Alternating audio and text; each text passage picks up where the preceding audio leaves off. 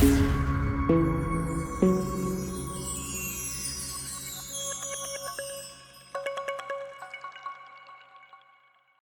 လုံးပဲမင်္ဂလာပါကျွန်တော်တို့ရဲ့ Monlery Channel ကနေပြီးတော့ပြန်လည်ကြိုဆိုလိုက်ပါတယ်ကျွန်တော်ဖတ်ပြနေတဲ့ဒီလက်ဆောင်ဆိုတဲ့စာအုပ်လေးကအခုဆိုလို့ရှိရင်အခန်းလေးကိုရောက်ရှိလို့လာပါပြီအခန်းလေးရဲ့ခေါင်းစဉ်နာမည်ကတော့ပြောင်းလဲရဲပါစေတဲ့ဒါဆိုရင်ကျွန်တော်တို့ဖတ်ကြည့်လိုက်အောင်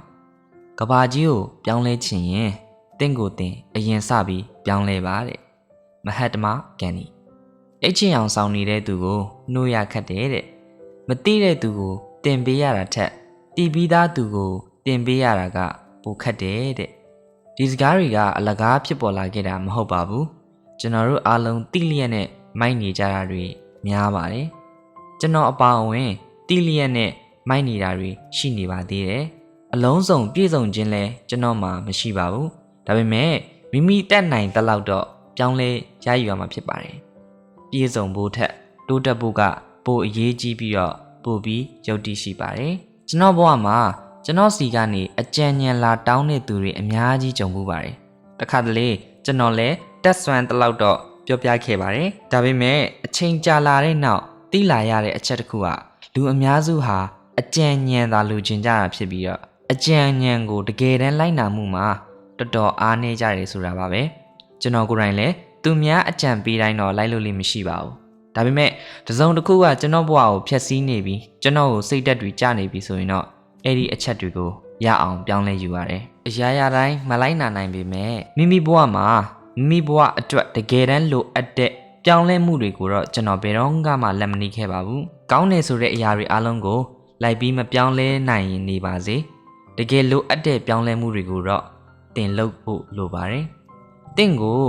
တုံ့နှောင်ထားတဲ့နှောင်ကြိုးတွေကိုဖြတ်တောက်ပစ်ဖို့လိုပါတယ်။တင့်ရဲ့အုံနောက်ထဲကအသုံးမဝင်တော့တဲ့အမိုက်တွေကိုမီးရှို့ပစ်ဖို့လိုပါတယ်။တခါတည်းအပီးမရှို့နိုင်ရင်တဖြည်းဖြည်းအချိန်ယူပြီးတော့ရှို့ပါ။ဒါပေမဲ့ဒီအတိုင်းပစ်ထားတာမျိုးတော့မလုပ်မိပါစေနဲ့။အုံနောက်တစ်ခုလုံးကအမိုက်တွေနဲ့ပြည့်သွားလို့ရှိရင်တင်လဲတဖြည်းဖြည်းအသုံးမဝင်တဲ့သူဖြစ်လာပါလိမ့်မယ်။ဒီလိုအမိုက်တွေမရှင်းနိုင်တော့တဲ့သူအချို့မြင်ခဲ့ပူပါတယ်။လေတစည်းကိုမျောကျင်ရမျောစမ်းဆိုပြီးတော့ပင်လေထဲမှာပြစ်ထားသလိုပါပဲ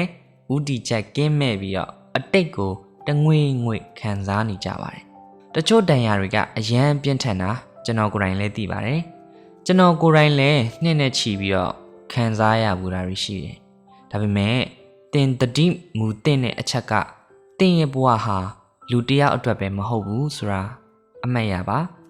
တင်ကိုချစ်တဲ့မိသားစုတငယ်ချင်းတွေစာရီရှိတယ်သူတို့အတွက်အတိတ်ပဲရှိစွာအသက်ရှင်ပေးဖို့လိုသေးတယ်မိသားစုမရှိဘူးတငယ်ချင်းလည်းမရှိဘူးဆိုရင်တော့တိတ်ခါရှိပြီးတန်မိုးရှိတဲ့သူတယောက်ဖြစ်အောင်နေထိုင်သင့်တယ်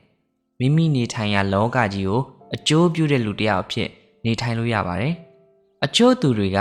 ဒဏ်ရာဟောင်းတွေကြောင့်လမ်းပြောင်းနေပေမဲ့တချို့သူတွေကြတော့လဲပြင်းရိချင်းကြောင့်လမ်းပြောင်းတတ်ကြတယ်ပြင်းရိတယ်ဆိုတာကတကယ်တော့ယောဂတစ်မျိုးလိုပါပဲမကူပဲထားလေပို့ပြီးတော့ဆိုးလာလေပဲပြင်းရိတာများလာရင်ဘဝကတဖြည်းဖြည်းနဲ့စိတ်ညစ်စရာတွေပြည့်နေလာတတ်ပါတယ်ပြင်းရိခြင်းနဲ့စိတ်ဆင်းရဲခြင်းမှာတွေ့ဝိုက်ပြီးတော့ဆက်ဆက်နေတာတွေအများကြီးရှိပါတယ်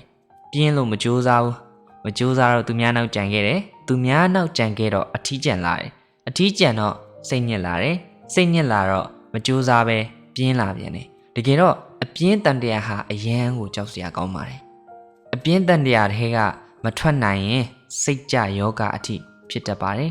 အဲ့ဒီလိုလူမျိုးတွေလည်းမြင်ခဲ့မှုပါတယ်ပြင်းပြီးဘာမှမလုပ်ချင်တော့တဲ့ချိန်တွေကိုလူတိုင်းလိုကြုံမှုကြမှာပါဒါပေမဲ့အဲ့ဒီအချိန်တွေကထွက်နိုင်အောင်တော့အငြင်းစူးစမ်းရမှာဖြစ်ပါတယ်ပြောင်းလဲခြင်းရဲ့လှည့်ဝက်ချက်ဆိုတာအဟောင်းတွေကိုတိုက်ထုတ်ဖို့တင့်ရဲ့အင်အားတွေကိုသုံးခြင်းမဟုတ်ပါ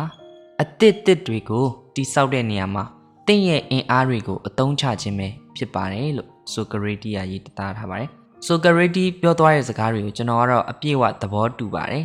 မိမိရဲ့အင်အားတွေကိုသုံးပြီးအတိတ်ဆိုးတွေကိုတိုက်ထုတ်ရအရန်ပင်ပန်းတယ်နီးမှန်လမ်းမှန်လည်းမဟုတ်ပါဘူးအသေးကွဲပြီးတမိုင်ဖြစ်နေရင်အဲ့ရထဲမှာပဲအသေးကွဲတာကိုမကုပါနဲ့အဲ့ဒီအချိန်တွေကိုအကျိုးရှိအောင်သုံးပါမိမိကိုပြောင်းလဲပစ်ပါကိုယ့်ရှေ့မှာရှိနေတဲ့အနာဂတ်ကိုမြင်အောင်ပါနောက်လှည့်မကြည့်ပါနဲ့မားတာတွေကနေပြီးတော့သင်ခန်းစာတွေယူပြီးတော့